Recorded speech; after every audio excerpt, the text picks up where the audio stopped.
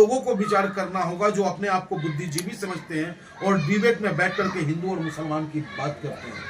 उन लोगों को सोचना होगा, वाकई अगर उनके अंदर दिल में हिंदुस्तान धड़क रहा है, वो हिंदुस्तान से प्यार करते हैं, वो चाहते हैं कि हमारा हिंदुस्तान विकसित हिंदुस्तान बने, तो वो नफरत वाली बात ना करके भाईचारे और मोहब्बत की बात करें। वो बाबर और औरंगजेब की बात तो करें, लेकिन औरंगजेब का जो उसकी बुराई है उसको तो आप गिनाने का कार्य करते हो, लेकिन उसकी अच्छाइयों को बोलने में आपको क्या जा रहा है? क्या अच्छाई है? क्या अच्छाई है? देखिए, सत्ता की हनक में हर कोई अपनी मर्जी का चलाता है। अगर औरंगजेब ने मंदिर को तोड़ा तो मस्जिद को भी तोड़ा, और वही औरंगजेब कई मंदिरों का निर्माण भी करा, तो उसको कहने में क्या सच नहीं बोला जाएगा? सच बोलोगे तो आप तारीफ करेंगे, कमेंट में आ जाएगा डीएनए टेस्ट करा लीजिए। DNA, I am Indian, DNA में इंडियन है, वो अपना चेक कराए जिसे शक होता हो। हम तो सच्चे और अच्छे हिंदुस्तानी हैं।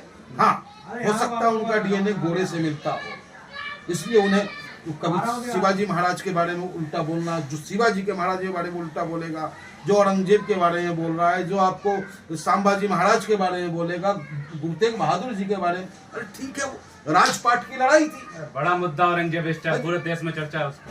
कोई मुद्दा नहीं है, मुद्दा बनाया जा रहा है। और क्या लाल किला पे हम भाषण देंगे कि नहीं देंगे?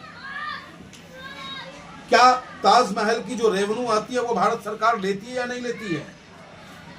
तो ये कहने की बात नहीं है, आम हिंदुओं को भड़काने और बड़गलाने की बात कर रहे हैं ये, लेकिन सारा लाभ तो ये ले ही रहे हैं। अगर हमें लड़ाई लड़ना है आज भी, तो कोहिनूर अगर कहीं है तो लंदन में रखा है, उस कोहिनूर को लाने की लड़ाई लड़े, तो उनके साथ हिंदुस्तान का हिंदू और मुसलमान साथ खड़ा नहीं होगा। लेकिन आपने भड़काने की बात की, तो भड़काने के बाद जो ये बयान आया सीओ चौधरी से, ये क्या भड़काने वाला बयान माना जा सकता है? क्योंकि अगर इसमें मुस्लिम अगर अपने पे ले ले तो वो जिद पा जाएगा कि मैं तो पढ़ूंगा ही पढ़ूंगा, हो जाए जो रोकना है। अगर हिंदू भाई जो होंगे, जो इनके समर्थन में आएंगे, वो कहेंगे अब तो हमें सीओ साहब की भी छूट मिलेगी, अब तो हम रंग लगाएंगे, तो इससे क्या माहौल सही रहेगा? ऐसा हो सकता है ना कुछ? अगर हमें ये लगता हो कि मेरा अपना बड़ा आदमी हमारे साथ खड़ा है, तो थोड़ा सा मनोबल बढ़ता है। लेकिन मैं कहना चाहूँगा आपके चैनल के माध्यम से कि और अधिकारियों ने भी अपील की है, उसको भी आप ध्यान देंगे। और अधिकारियों ने भी अपील की है, एक सीओ साहब का अपील ही मुख्यमंत्री साहब का अपील नहीं होता। समर्थन तो करते हैं ना मुख्यमंत्री, उन्होंने समर्थन किया क्योंकि उनके लहजे की बात थी। बताओ, एक मुख्यमंत्री के, ठीक है मामला न्यायालय में विचाराधीन है, लेकिन एक मुख्यमंत्री कहता हो कि अयोध्या हो गया, काशी हो गया, मथुरा में हम बैठे, अब मथुरा की बारी है। अरे वो न्यायालय निर्णय लेगा या आप निर्णय लोगे? तो इस तरीके की बातें सरकार को अच्छी लगती है, लेकिन हम आम हिंदुस्तानी को, अपने अधिकारी की उन बातों को भी ध्यान रखना है कि हम हिंदू मुसलमान, ये सौहार्द और प्यार मोहब्बत का त्यौहार है, इसे हम उसी तरीके से मनाएं, किसी को कोई तकलीफ हमसे ना हो। अधिकारी ने यहाँ तक कहा है कि 1 घंटा तो आपका हो सकता है कि आप उत्पात मचा लो, 1 घंटा आपका हो सकता है कि आप माहौल खराब कर लो, लेकिन 1 घंटे के बाद बाकी समय हमारा होगा। धमकी नहीं, वो हिंदू हो या मुसलमान, ये शब्द दोनों के लिए है। ना कोई हिंदू नाजायज तरीके से किसी पे रंग डाले, ना ही माहौल को खराब करे, ना ही मुसलमान भाई किसी हिंदू को परेशान करे। लेकिन संविधान की शपथ, संविधान में जब पुलिस बनते हैं तो संविधान की शपथ लेते हैं, तो इसमें इस तरीके से क्या, उसमें तो संविधान में ये सिखाया था अगर हम पुलिस वाले हैं सबको बराबर है, तो क्या सबको बराबर देख रहे हैं? जब आप सरकार की चाटुकारिता करोगे तो कैसे बराबर? क्या इसको आप किस नजरिए? मान लो औरंगजेब को तो आपने कह दिया कि तानाशाह है। औरंगजेब का सिपह सलार कौन था? मान सिंह, जय सिंह जैसे लोग थे। जो राजा कहता था उसके हुक्म का पालन होता था। तो ये जिस तरीके का भाषा का इस्तेमाल कर रहे हैं, इसे क्या उस दरमियान का औरंगजेब और उस दरमियान का जय सिंह मान सकते हो आप? औरंगजेब कह देंगे उस टाइम। कमाल कर रहे हो। यानी कि जब आप सत्ता की हनक में जुल्म करोगे, ये लोकतंत्र है ना। जब औरंगजेब था, जब संभाजी महाराज थे, शिवाजी महाराज थे, गुरु गोविंद सिंह महाराज जी थे, अशोक सम्राट था, तब संविधान नहीं था।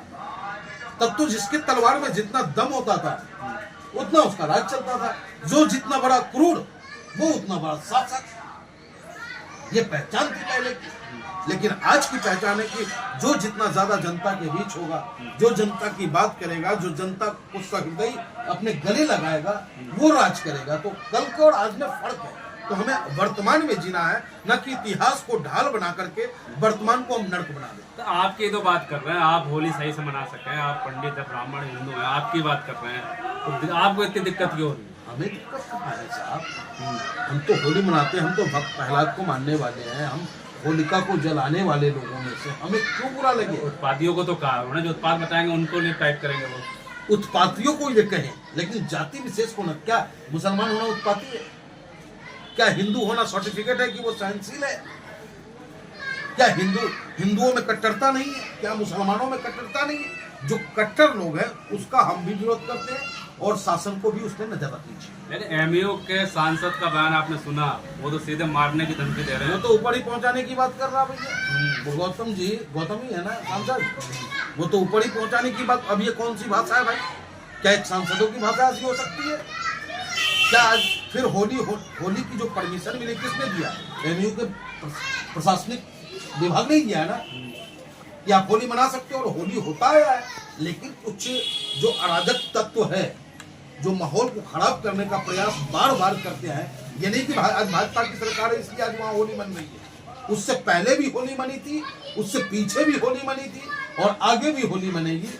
लेकिन ये माहौल क्रिएट करना और एक सांसद के मुंह से ऐसे शब्दों का इस्तेमाल निकलना, ये बहुत ही उत्तर प्रदेश के लिए और देश के लिए दुर्भाग्य। मुसलमानों को खुली धमकी मारने की क्या मानी जा सकती है?